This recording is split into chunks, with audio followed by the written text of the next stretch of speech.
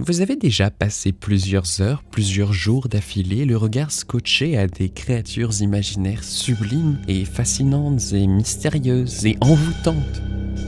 Se décomposer, se putréfier, se liquéfier, se corrompre, se gangréner, se nécroser, s'amollir, se boursoufler, se tuméfier, se mortifier, se gâter, se moisir, se faisander, se flétrir, se faner, se putréfier encore.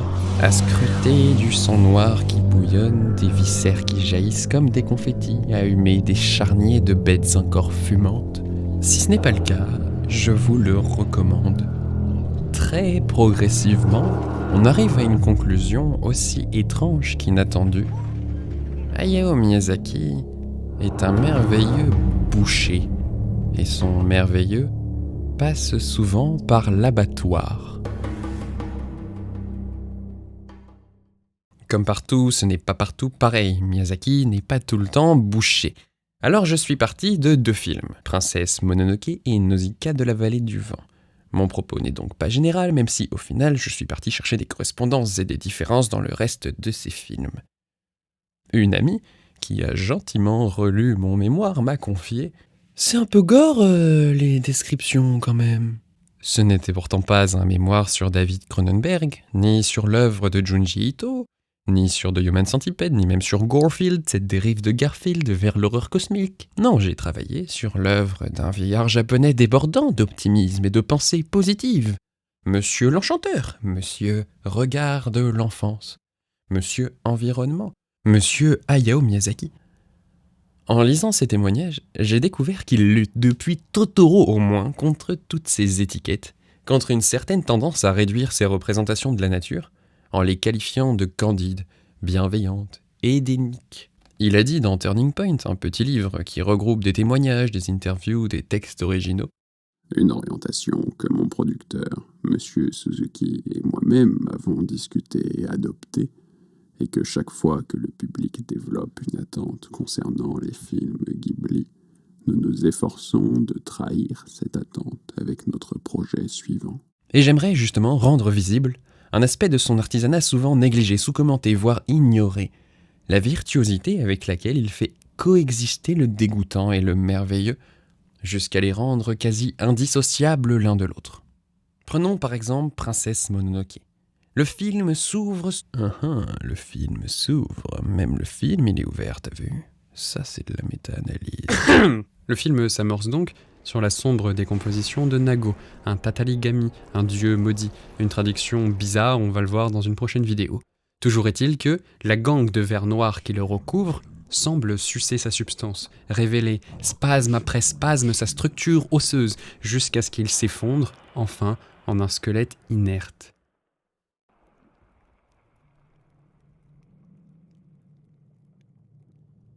Miyazaki a révélé toujours dans Turning Point qu'il s'agit d'une métaphore très personnelle de sa propre colère. Il explique que lorsqu'il ressent une rage immense, il a la sensation physique qu'une substance noire et gluante suinte de manière incontrôlable de tout son corps.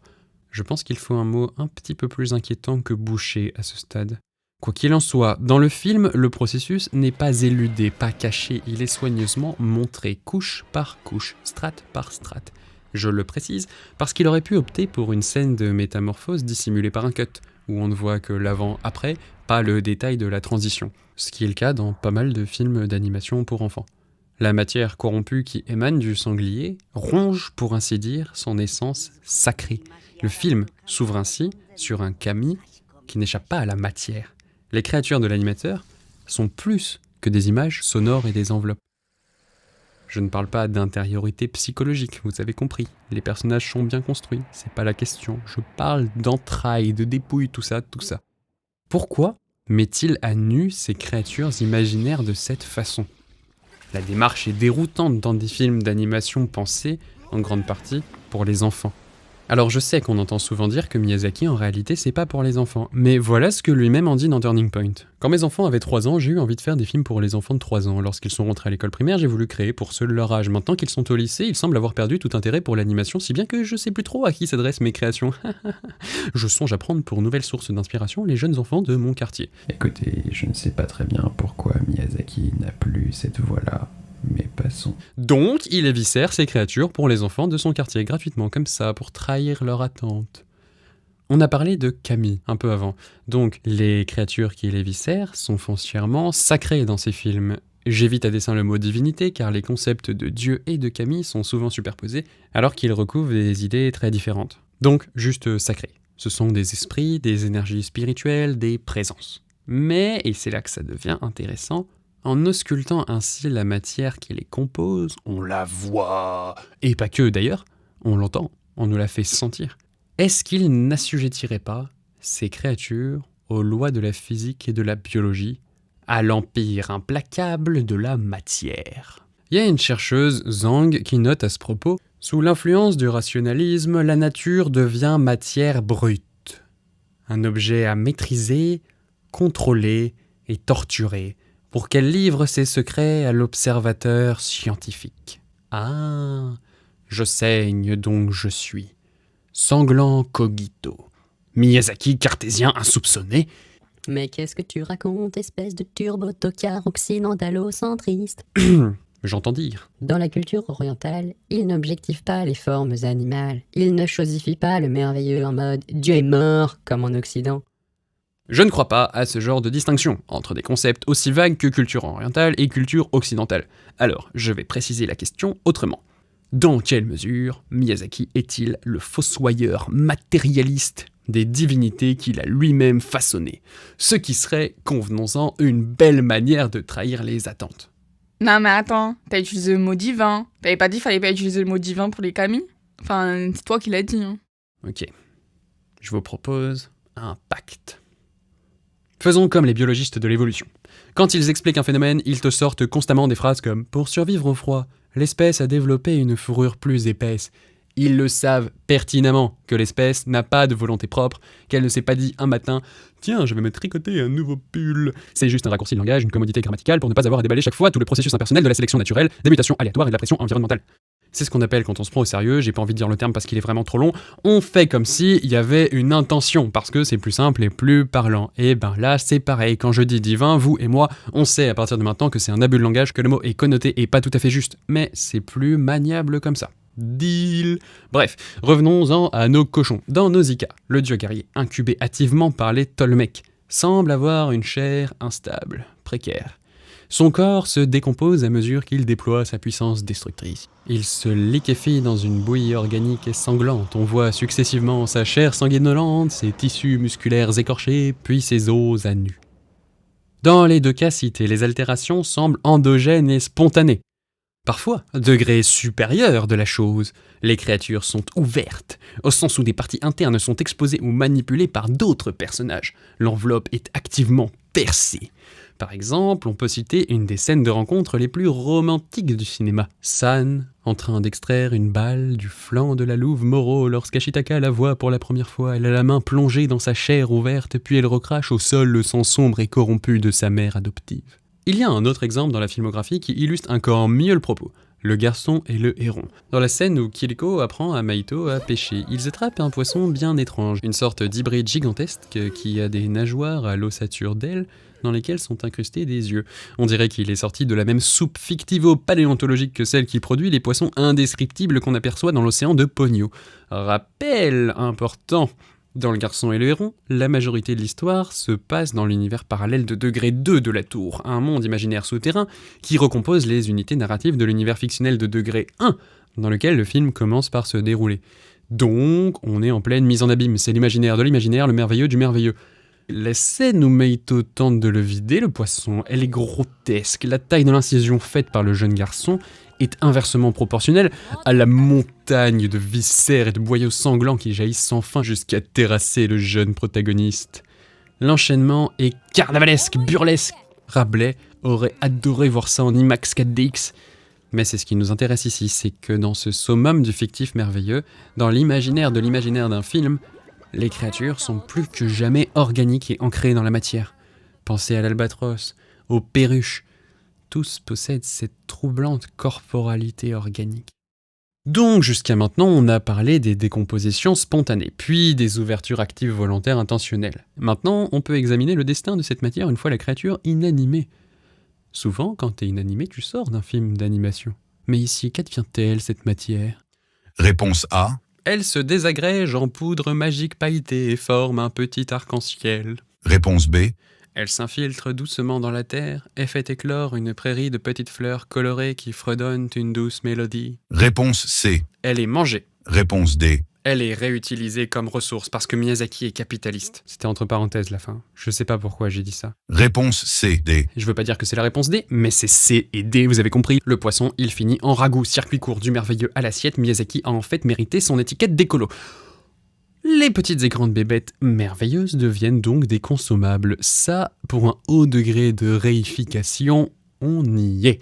Dans le voyage de Chihiro, les parents de l'héroïne, pour s'être goinfrés sans respect d'une nourriture prohibée, sont transformés en cochons. Et sur eux plane tout du long la menace d'être dévorés. Ils sont ramenés au statut de bétail de viande sur pattes. L'évolution de Kaonashi en monstre affamé transforme les autres créatures des bains en nourriture potentielle, puisqu'on le voit engloutir, avec sa bouche qui est descendue au niveau du ventre comme les anges gastrocéphales des enluminures médiévales, engloutir à plusieurs reprises les autres petites créatures, à commencer par l'espèce de grenouille. Et puis, au bout d'un moment, tous les plans où il apparaît de plus en plus gros sont saturés de viandes diverses et variées, et ça déborde d'animaux consommables, consommés à consommer. Variation, distinction, méthode. On parlait de consommables, mais les créatures merveilleuses sont aussi réutilisées, réintégrées dans des cycles de production matérielle en tant que ressources, en tant qu'artefacts. Dans Nausicaa, la carapace et la cornée des omus, ces insectes géants, ces chenilles vénérées comme les vers de dune, sont récupérés après leur mort ou leur mue pour fabriquer des outils et des armes, épées indestructibles, cockpit pour le vaisseau de combat de la vallée du vent. Leur matière sacrée est recyclée, réinvestie dans l'économie humaine. Dans Le Garçon et le Héron, Maito se fabrique des flèches avec une plume magique du héron, une plume qui dévie la trajectoire des flèches en vol, ce qui n'est pas sans rappeler la marque du tataligami de Nago sur le bras d'Ashitaka et son influence similaire sur les flèches tirées par ce dernier.